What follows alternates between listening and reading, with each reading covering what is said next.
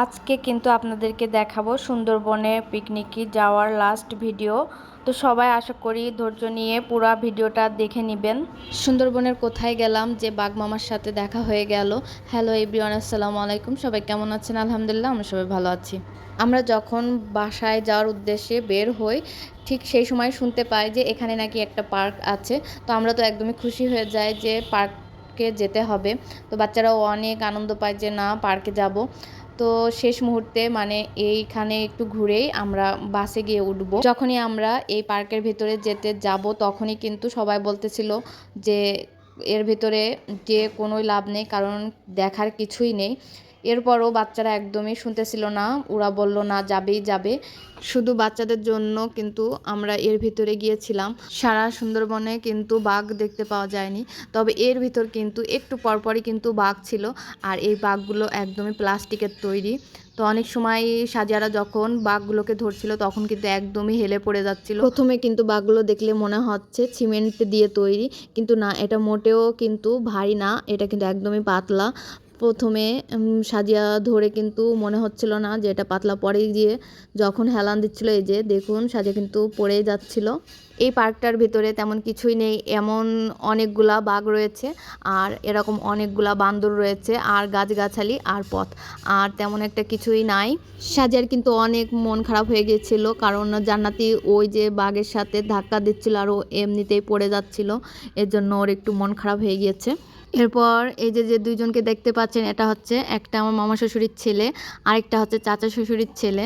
তো ওরা দুজন আর কি একটু ভিডিওতে আসতে চাচ্ছিল, এর জন্য আমি একটু ভিডিও করে নিয়েছি। এর ভিতরে কিন্তু অনেকেই আবার পিকনিক করে। আমি এখানে এসে দেখতে পাচ্ছিলাম ওই যে ওখানে কিন্তু সবাই মিলে পিকনিক করতেছে। এর জায়গাটাও বেশ ভালো, তবে সন্ধ্যার পরে আমার কাছে একটু ভয়ানকই মনে হচ্ছিল, কারণ এখানে অন্ধকারই মতো আর জঙ্গল টাইপের, এর জন্য একটু ভয় ভয়ও লাগছিল। এই পার্কটার ভিতরেও কিন্তু কোনো দোকানপাট কিছুই নাই, চারিপাশে শুধু জঙ্গল আর জঙ্গল। তবে একটা জিনিস খেয়াল করলাম, পার্কটার যে প্রথমে যে গেটটা আছে ওখানে কিন্তু কয়েকটা দোকান রয়েছে। তো বেশি বড় দোকান না, তারপরেও টুকিটাকি বেশ ওখান থেকে কিনে নিয়ে আপনারা কিন্তু ভিতরে আসতে পারেন যখন আপনারা একটু দেরি করে এর ভিতরে থাকতে চাইবেন। আমরা যেহেতু একটু ঘুরেই বেরিয়ে চলে যাব, এর জন্য কিন্তু আমরা কিন্তু কোনো কিছুই কিনে নিয়ে আসিনি এর ভিতরে। আর এখানের ভিউটা কিন্তু খুবই অসাধারণ ছিল, আপনারা দেখলে বুঝতে পারবেন। এরপর কিন্তু আমরা একটা দেখলাম কাঠের তৈরি সাঁকো। তো এটা কিন্তু অনেক সুন্দর, আমরা একটু হেঁটে বেশ দূর গিয়েছিলাম। এরপর কিন্তু আবার ফিরে এসে বাইরে চলে গিয়েছিলাম। তো এটা কিন্তু মাঝে মাঝে ভাঙা আছে, একটু দেখে হাঁটতে হবে। যদি দেখে না হাঁটতে পারেন তাহলে কিন্তু পা ভেঙে যাওয়ার সম্ভাবনা রয়েছে।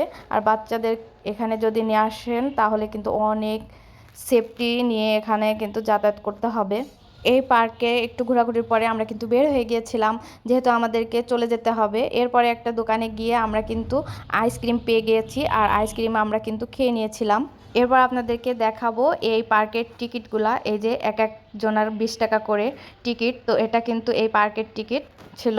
এই পার্কটার সামনে কিন্তু টুকিটাকির দোকান ছিল, এগুলো হচ্ছে খাবারের দোকান। তো এখানে দেখতে পাচ্ছেন বাদাম ছোলা এগুলো বিক্রি হচ্ছিল। আরেকটা দোকানে বিক্রি হচ্ছিল চপ আর হচ্ছে বার্গার টাইপের এরকম কিছু খাবার বিক্রি হচ্ছিল। স্মরণীয় রাখার জন্য যে এখান থেকে কিছু কিনে নিয়ে যাব এরকম কিছুই ছিল না এখানে। এই জন্য আসলে সবাই আমরা বলাবলি করতেছিলাম যে এখানে এমন কিছুই নাই যে যেগুলা নিয়ে আমরা ঘরে রাখতে পারি কিংবা কাউকে গিফট দিতে পারি। আমার এই আজকের ব্লগটি আপনাদের কাছে কেমন লেগেছে অবশ্যই কমেন্টে জানাতে ভুলবেন না। তো সবাই ভালো থাকবেন, সুস্থ থাকবেন, আমাদের জন্য দোয়া করবেন। আরও নতুন নতুন ভিডিও নিয়ে আপনাদের সামনে হাজির হয়ে যাব। আল্লাহ হাফেজ।